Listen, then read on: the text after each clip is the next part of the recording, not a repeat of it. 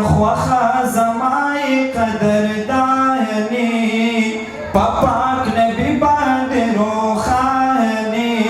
پاک نبی باندې روخانی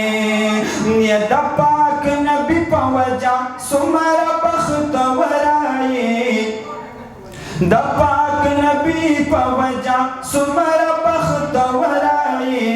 وا مدینه خوخه مې د سرای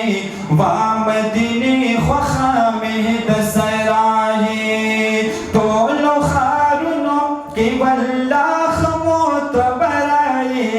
وا مدینه خوخه مې د سرای یا حسن د څومره ډېر زیات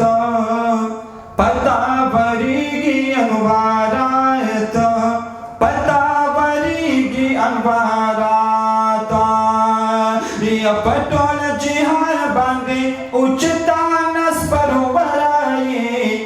یا پټول جهان باندې اوچتا نس پرورای وا مدینه خوخه مې د سرای وا مدینه خوخه مې د سرای نیر جانا نسیگی ستالمن کی مدینی ستاخلی چمن کی مدینی ستاخلی چمن کی یہ جانا نسیگی ستالمن کی مدینی ستاخلی چمن کی مدینی ستاخلی چمن کی یا گلونا هم دیور سرا خبرا برای وا مدینه خوخه مې د سرای وا مدینه خوخه مې د سرای ټولو خارونو کې والله معتبرای وا مدینه خوخه مې د سرای زار زار وا مدینه خوخه مې د سرای یا هغه وطن چې خسینګار دی الله ورکړي وی وقار دی الله ورکړي وی وقار دی یا رب ګرځولي ته په ټول جهان کې خوبلای وا مدینه خوخه مې د سرای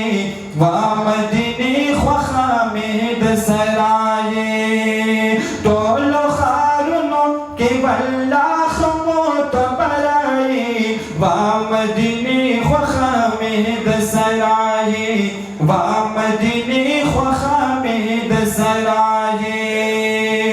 یا عالمانو سره ناسته کې کمال شته دغه ناسته کې ملتل د ذوالجلال شته د عالم ناسته د خیر نه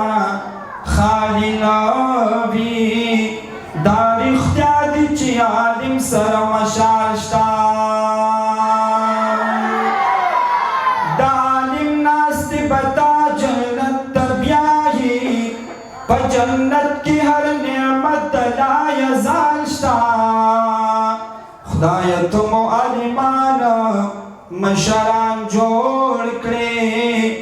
د ساحل هدایت شاه دغه یو سوال شته و خدایه ته مو عالمان مشران جوړ کړې د ساحل هدایت شاه دغه ارمان شته